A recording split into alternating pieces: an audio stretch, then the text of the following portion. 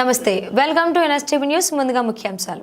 కరీంనగర్ జిల్లా మహిళా Congress vice president వెన్నం Rajitha Reddy నేడు ఎన్ఎస్టీవీతో మాట్లాడుతూ కాంగ్రెస్ అధిష్టానం కరీంనగర్, మెదక్, నిజామాబాద్, ఆదిలాబాద్ పట్టభద్రుల ఎమ్మెల్సీ అభ్యర్థిగా ఆల్ఫోర్స్ నరేందర్ రెడ్డిని నియమించడం జరిగిందని, ఆల్ఫోర్స్ నరేందర్ రెడ్డికి తెలంగాణ రాష్ట్ర వ్యాప్తంగా ఎన్నో బ్రాంచులు ఏర్పాటు చేసి మెడిసిన్, ఇంజనీరింగ్లలో ఎంతో మంది విద్యార్థులను తీర్చిదిద్దిన ఘనత ఉన్నదని, గతంలో ఉత్తర తెలంగాణలో విద్యార్థులు మెడిసిన్ చేయాలన్నా, ఇంజనీరింగ్ చేయాలన్నా హైదరాబాద్ గాని, విజయవాడ గాని వెళ్లాల్సి వచ్చేదని నరేందర్ రెడ్డి ఈ పరిస్థితిని తప్పించారని, పట్టభద్రుల ఎమ్మెల్సీగా ఆయన విజయం ఖాయమని, ప్రతిపక్షాలైన బీఆర్ఎస్ పోటీల్లో లేదని, బీజేపీ మాకు పోటీయే కాదని, మెజారిటీ కోసం మాత్రమే మా పోరాటమని తెలిపారు.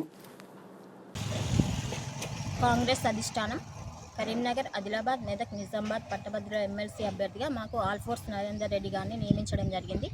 ఆల్ఫోర్స్ నరేందర్ రెడ్డి గారు ఏంటంటే ఉత్తర తెలంగాణ ఆల్ఫోర్స్ విద్యా సంస్థలు స్థాపించి తెలంగాణ మొత్తం అనేక బ్రాంచులు పెట్టి ఎంతోమంది విద్యార్థులను ఇంజనీరింగ్ విద్యార్థులను కానీ, మెడికల్ విద్యార్థులను కానీ తీర్చిదిద్దిన ఘనత ఆల్ఫోర్స్ విద్యా సంస్థల చైర్మన్ ఆల్ఫోర్స్ నరేందర్ రెడ్డి గారిది. దాదాపు అంతకుముందు ఉత్తర తెలంగాణలో ఒక విద్యార్థి ఇంజనీరింగ్ చేయాలన్నా, మెడిసిన్ చదవాలన్నా హైదరాబాద్ కానీ, విజయవాడ కానీ, గుంటూరు కానీ వెళ్ళి చదువుకోవాల్సిన పరిస్థితి.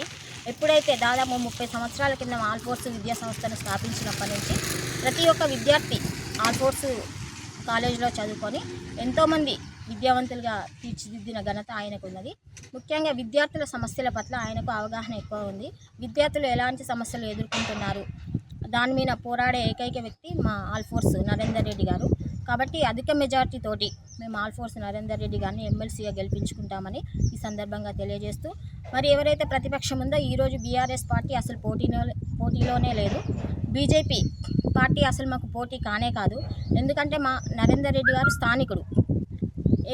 ఏ సమస్య అయినా కానీ అన్ని వర్గాల ప్రజలకు అందుబాటులో ఉండే నాయకుడు మా నరేందర్ రెడ్డి గారు. ఏ సమస్య వచ్చినా కానీ అతని ఇంటికి పోయి మరీ చెప్పుకునే అంతగా అందుబాటులో ఉంటాడు. కాబట్టి తప్పకుండా మా నరేందర్ రెడ్డి గారు విజయం సాధిస్తారని మాకు నమ్మకం ఉంది. నరేందర్ రెడ్డి గారు ప్రభుత్వ విద్యా విధానాన్ని ఎండగడుతూ ప్రైవేటు విద్యా సంస్థల్ని పెంచి పోషిస్తుండు అనే ఆరోపణ ముఖ్యంగా వస్తుంది మేడం. ఈ ఫీజుల విషయంలో కానీ, ఏ విషయంలో కానీ ఎవరికి అందుబాటులో ఉండడు, ఎవరికి టైం ఇవ్వరు అనేది ఆరోపణ ఒకటి ముఖ్యంగా ఉన్నది. దీని గురించి ఏమంటారు? నరేందర్ రెడ్డి గారు విద్యా సంస్థలను స్థాపించింది ఎంతోమంది విద్యార్థులకు ఉజ్వల భవిష్యత్తు అందించడానికి. ఇంకా ఫీజుల విషయానికి వస్తే తను పెట్టిన ఫీజుల కన్నా అధిక ఫీజులు మాత్రం ఎక్కడ వసూలు చేయలేదు. వాళ్ళ ఫీజు షీట్లో ఎంత ఉందో అంత మాత్రమే ఫీజులు తీసుకుంటాడు. ఈరోజు అందరికీ ఉచితంగా విద్య అందించాలంటే అది సాధ్యపడలేదు. ఎందుకంటే నరేందర్ రెడ్డి దగ్గర దాదాపు 5,000 మందికి పైగా కుటుంబాలు ఆయన నీడలో బతుకుతున్నాయి. వాళ్ళందరినీ పోషించాలంటే ఆ మాత్రం ఫీజులు తీసుకోవాలి కదండి.